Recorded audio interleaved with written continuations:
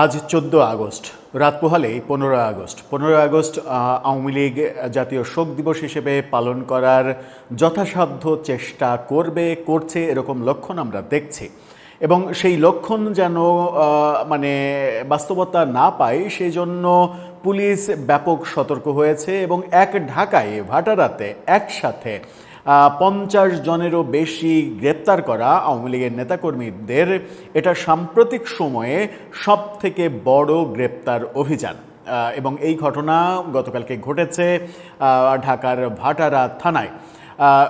এই ঘটার পর থেকে যেটা আলোচিত হচ্ছে সেটা হচ্ছে যে পুলিশ কি তাহলে আদা জল খেয়ে নেমে পড়লো 15 আগস্টের ব্যাপার স্যাপারগুলো যেন কোনো ধরনের মাথা চাড়া দিয়ে উঠতে না পারে সেই জন্য।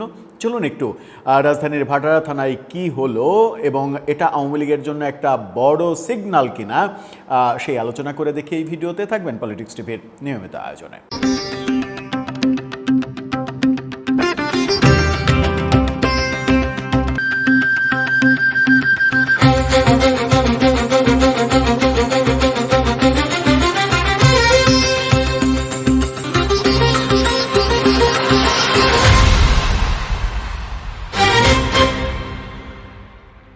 দর্শক, বলছিলাম 15 আগস্টের প্রাক্কালে আওয়ামী লীগের বিরুদ্ধে ব্যাপক অভিযান চলবে, এটা স্বাভাবিক, আওয়ামী লীগেরও জানার কথা। কিন্তু তারা কখনো কখনো দেখছি যে একটু বেশি সাহস প্রদর্শন করতে যাচ্ছে এবং সেই প্রদর্শন করতে গিয়ে এরকমভাবে গণগ্রেপ্তারের শিকারও তারা হচ্ছে। একটা অভিযানে একসাথে 53 জন গ্রেপ্তার, কিন্তু এটা কোনো ছেলে খেলা ব্যাপার না।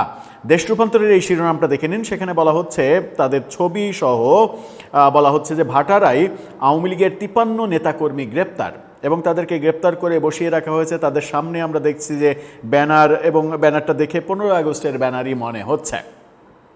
রাজধানীর ভাটারা থানা এলাকায় কার্যক্রম নিষিদ্ধ আওয়ামী লীগ এবং এর অঙ্গ সংগঠনের 53 নেতাকর্মীকে গ্রেপ্তার করেছে মেট্রোপলিটন পুলিশ।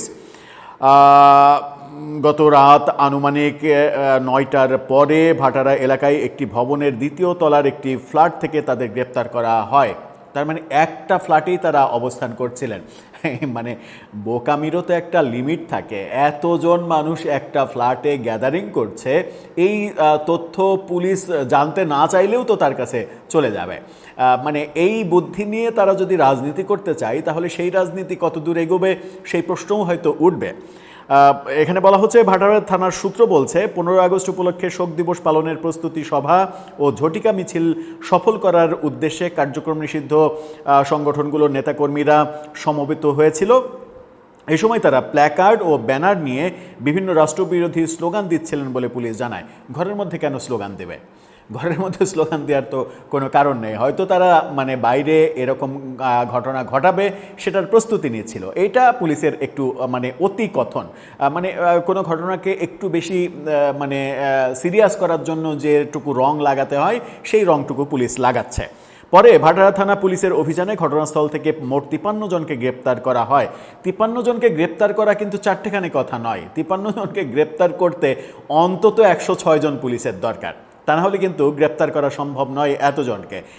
একজনকে আটকে রাখার জন্য 2 জন তো লাগবেই মিনিমাম, তা না হলে তো তারা ছুটে চলে যাওয়ার চেষ্টা করবে এবং শক্তি প্রদর্শন করতে গিয়ে পুলিশের 2 জনও একজনের জন্য যথেষ্ট কিনা সেই প্রশ্নও আসবে। তার এটা একটা বড় অভিযান ছিল এবং গোয়েন্দা তথ্যের ভিত্তিতেই যে অভিযান সেটাও বোঝা যাচ্ছে। পুলিশ যে ওই যে বলছে যে স্লোগান দিচ্ছিল, এগুলো আসলে সত্য কথা আমার কাছে বিশ্বাসযোগ্য মনে হয় না।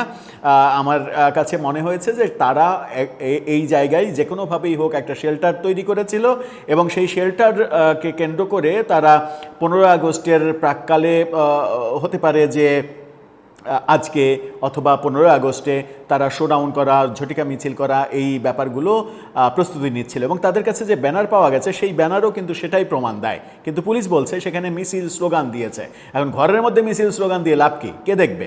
কেউ তো দেখবে না। আর ঘরের মধ্যে মিছিল স্লোগান দিচ্ছে সেই ভিডিও করে ফেসবুকে যদি তারা ছাড়ে সেটাও তাদের মান সম্মান বৃদ্ধি করবে না। এখানে বলা হচ্ছে নগরীর আইনশৃঙ্খলা পরিস্থিতি স্বাভাবিক রাখা এবং জননিরাপত্তা নিশ্চিত করতে ডিএমপির সংশ্লিষ্ট ইউনিটগুলো নিয়মিত নজরদারি এবং অভিযান চালাচ্ছে। একটা থানাই ভাটারা রাজধানীর বেশ গুরুত্বপূর্ণ এলাকা, এবং এই এলাকাটা অনেকটাই বলা যায় যে সন্ত্রাসপ্রবণ এলাকা। এই এলাকায় এত বড় একটা অভিযান, এই অভিযান বলে দেয় যে ঢাকা শহরের এরকম আরও অনেক প্রস্তুতি রয়েছে আওয়ামী লীগের, এবং সেই ব্যাপারে পুলিশ যে অনেক বেশি সচেতন হবে সেটাই স্বাভাবিক, কারণ সরকার কোনোভাবেই চাইবে না। আমি জানি না তাদের সিদ্ধান্ত এখন পর্যন্ত গণমাধ্যমে আসেনি। আমার মনে হয় না যে তারা চাইবে না, এটাই স্বাভাবিক। 15 আগস্টকে কেন্দ্র করে কোনো ধরনের কোনো বড় ঘটনা আওয়ামী লীগ ঘটাতে পারুক সেটা নিশ্চয়ই সরকার প্রত্যাশা করবে না। সেরকম ঘটনা ঘটলে সেটা সরকারের জন্য, স্বরাষ্ট্র মন্ত্রণালয়ের জন্য ডিসক্রেডিটের ব্যাপার হবে। যে মুহূর্তে স্বরাষ্ট্র মন্ত্রণালয়ে পরিবর্তনের গুঞ্জন চলছে, গতকালকে ছড়িয়ে পড়েছিল সালাউদ্দিন আহমেদকে সরিয়ে শহীদুদ্দিন চৌধুরী অ্যানিকে স্বরাষ্ট্রমন্ত্রী করা হয়েছে, সালাউদ্দিন আহমেদকে মির্জা ফখরুলের মন্ত্রণালয়, স্থানীয় সরকার মন্ত্রণালয় দেওয়া হয়েছে, কিন্তু পরক্ষণে গত রাতে আমরা দেখলাম যে খবরটা পাল্টে গেল। ডেফিনিট খবরটা উধাও হয়ে গেল গণমাধ্যম থেকে, এবং সরকারের কোনো আনুষ্ঠানিক বিবৃতিও এই ব্যাপারে গত রাত পর্যন্ত আমরা পেলাম না। দর্শক, এই ঘটনা কি বলে দিচ্ছে? এই ঘটনা বলে দিচ্ছে যে আওয়ামী লীগ একদিকে তাদের শক্তি প্রদর্শনের চেষ্টা করছে, অন্যদিকে তার চাইতেও বেশি তৎপর সরকার এবং সরকারের প্রশাসন। এরকম মুহূর্তে এরকম গণগ্রেপ্তারের ঘটনা 15 আগস্ট পর্যন্ত আরও অনেক হবে বলেই মনে হচ্ছে। আপনার মতামত এই ব্যাপারে জানিয়ে লিখতে পারেন আমাদের কমেন্ট বক্সে।